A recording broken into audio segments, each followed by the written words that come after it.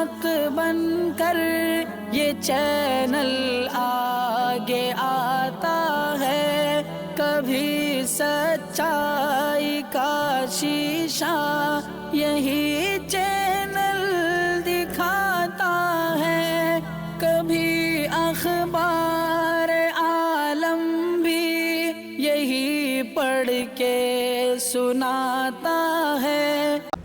ناظرین گرامی، السلام علیکم ورحمۃ اللہ وبرکاتہ۔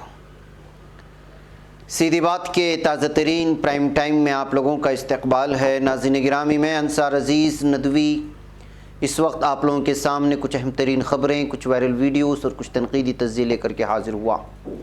ناظرین گرامی، دہلی میں بیٹھ کر کے امریکی شہریوں سے کیسے ٹھگی کی جاتی تھی، شراب نوشی کے لیے پیسے نہ دینے پر کس طرح نوجوانوں کو باندھ کر پیٹا گیا، پہنچی وہی پہ خاک جہاں کا خمیر تھا۔ متحدہ عرب امارات نے اسرائیل میں اپنا سفارت خانہ کس طرح کھول لیا۔ چادر مکت اور فادر مکت سنگھ کا کیا نیا نعرہ ہے RSS کا، اس پر بات ہوگی۔ تو وہیں پر آپ کے سامنے عاشق کی دھوکہ دہی اور لڑکی نے سیلفی ویڈیو بنا کر کے کس طرح خودکشی کر لی وہ، اور برطانیہ نے طالبان کو قبول کرنے کی بات کہی ہے، اور ملعون rape case rapist Waseem Rizvi کے خلاف جانچ کا حکم ہوا ہے۔ تو دہلی فسادات میں پولیس پر 25,000 کا جرمانہ کیوں ہوا، اور بھی بہت ساری چیزیں ناظرین گرامی کہ کس طرح طالبان کے خلاف مدد مانگ سکتے ہیں، بھارت سے افغانستانی سفیر کا اعلان آیا ہے۔ یہ ساری چیزیں رکھوں سے پہلے آپ لوگوں سے درخواست ہے کہ جن احباب نے ہمارے چینل کو سبسکرائب نہیں کیا ہے سبسکرائب کر لیں، ہماری ان ویڈیوز کو دوسروں تک پہنچانے میں ہماری مدد کریں، لنک کو شیئر کریں۔ ادارے کی مضبوطی ناظرین گرامی آپ لوگوں کی مضبوطی ہے، اور اس وقت دوسرے اعلانات بھی چل رہے ہیں قربانی کے تعلق سے، اس پر آپ غور و خوض کر سکتے ہیں، نیچے یہاں پہ نمبر دیا جا رہا ہے۔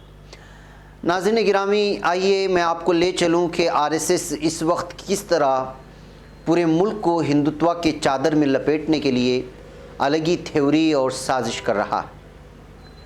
مدھیہ پردیش اور اتر پردیش کے بارڈر پر بسے اس شہر میں گزشتہ 5 دنوں تک سنگھ کا چنتن کیمپ لگا ہے۔ ذرائع کے مطابق میٹنگ میں رام مندر ٹرسٹ تنازع چھایا رہا، مگر سب سے خاص بات یہ ہے کہ دھرم پریورتن کو لے کر کافی منتن ہوا ہے، اور ایک نیا نعرہ وضع کیا گیا ہے، اور وہ ہے چادر اور فادر مکت بھارت۔ مگر ابھی باضابطہ طور پہ یہ نعرہ کسی نے جاری نہیں کیا۔ اس میٹنگ کو ہمیشہ کی طرح میڈیا سے دور رکھا گیا تھا، فوٹو لینے تک کی ممانعت تھی۔ بھارت کے پہلے صدر جمہوریہ ڈاکٹر راجندر پرساد نے 12 دسمبر 1948 کو سردار پٹیل کے نام خط لکھ کر اس پر انگلی اٹھائی تھی، جس تنظیم پر وہ اب الگ ہی طرح سے پورے بھارت پر قبضہ کرنے کی اور الگ الگ طرح کے نعروں سے ایک عجیب و غریب قسم کا ماحول بنانے کی کوشش ہو رہی ہے۔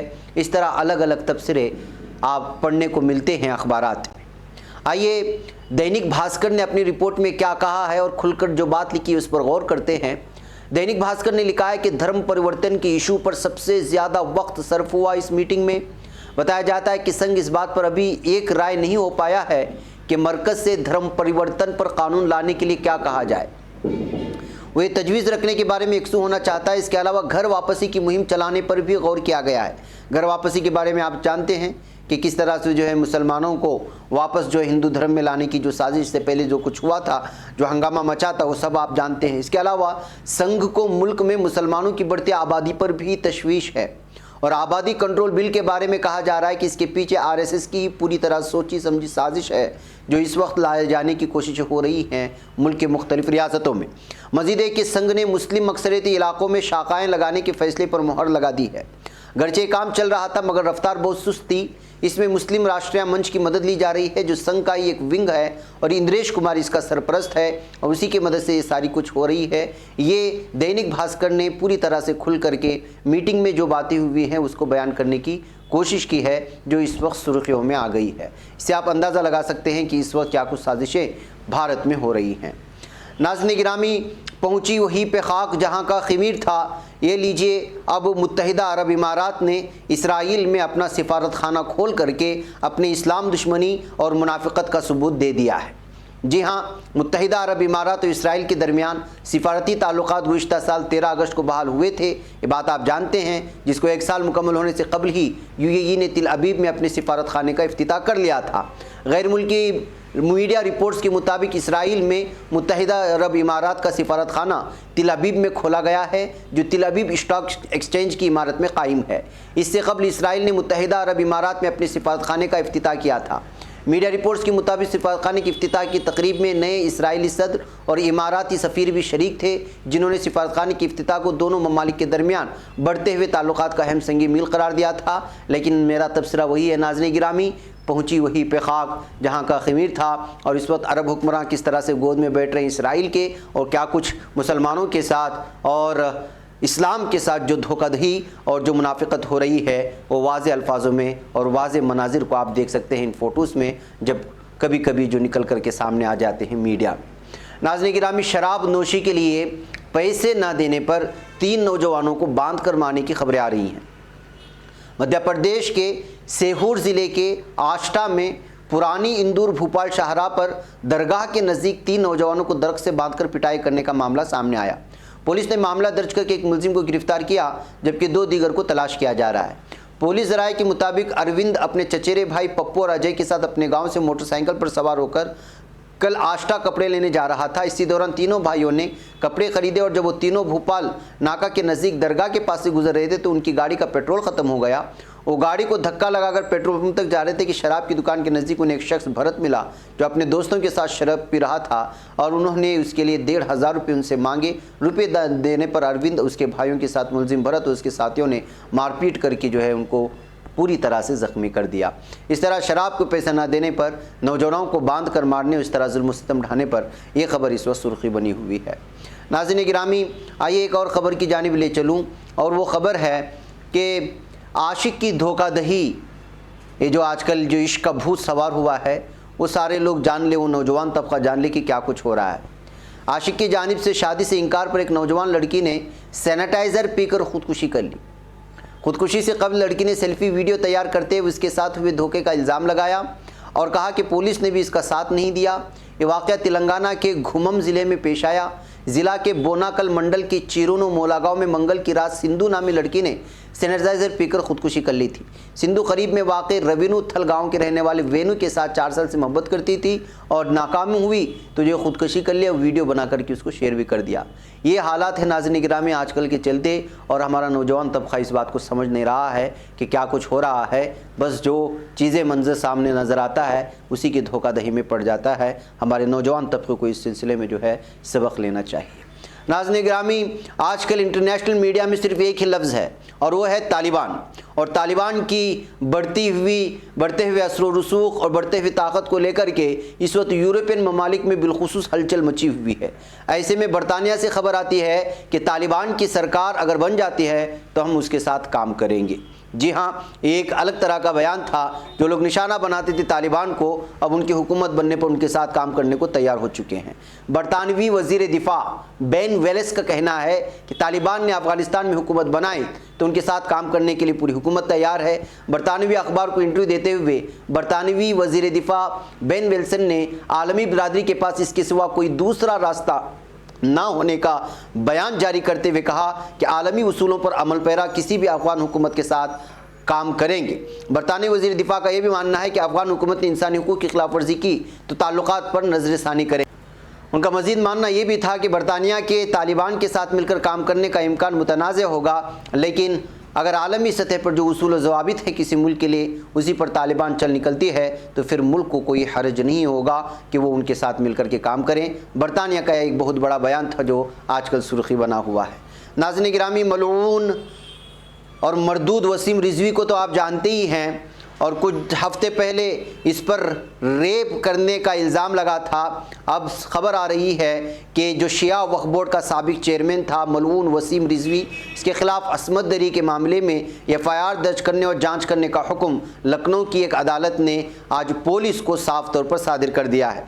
ये हुक्म मंगल को additional chief judicial magistrate AK Srivastava ने CRPC की दफ़ा 156/3 के तहत متاثرہ خاتون کی طرف سے ایک درخواست پر سماعت کے دوران دیا۔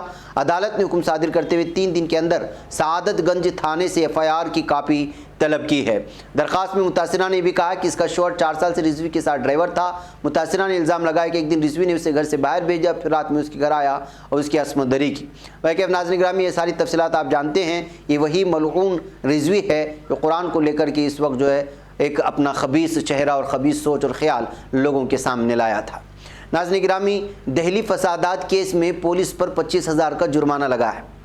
اچھمبے والی خبر تو ہوگی، لیکن اس طرح ہوا ہے۔ گزشتہ سال شمالی مشرقی دہلی میں ہوئے تشدد سے جڑے ایک معاملے میں دہلی ہائی کورٹ نے پولیس پر 25,000 روپے کا جرمانہ عائد کیا۔ ہائی کورٹ نے پولیس کو گونڈا رہائشی کی اپیل پر کیس درج کرنے کو کہا تھا۔ اس شخص نے کہا تھا کہ فسادات کے دوران اس کی آنکھ میں گولی لگی تھی۔ دہلی پولیس نے FIR رجسٹر کرنے کے حکم کی مخالفت کی تھی۔ ہائی کورٹ نے بدھ کے روز اس معاملے میں دہلی پولیس پر سخت تبصرہ بھی کیا۔ ہائی کورٹ نے کہا کہ ایسا معلوم ہوتا ہے کہ پولیس نے ایک علیحدہ FIR میں ملزمین کے بچنے کے لیے راستہ بنایا، اور تکلیف دہ بات یہ ہے کہ پولیس افسران اپنی جانچ کے دوران آئینی فرائض ادا کرنے میں فیل ہو گئے ہیں۔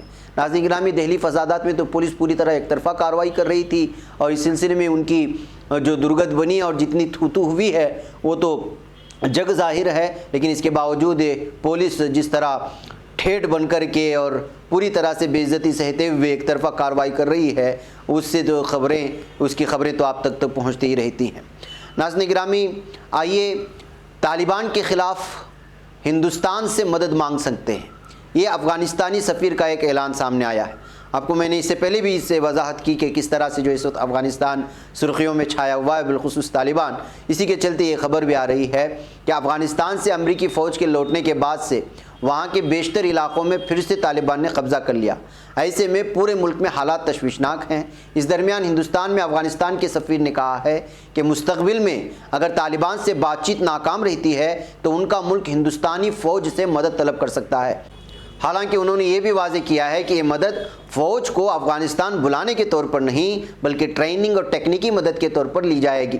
اس وقت طالبان نے افغانستان کے بیشتر علاقوں پر ناظرین گرامی قبضہ کر چکے ہیں، اور یہ خبریں میں لگاتار آپ لوگوں کے سامنے دے رہا ہوں۔ ایسے میں حکومت طالبان کے نمائندوں کے درمیان بات چیت بھی چل رہی ہے۔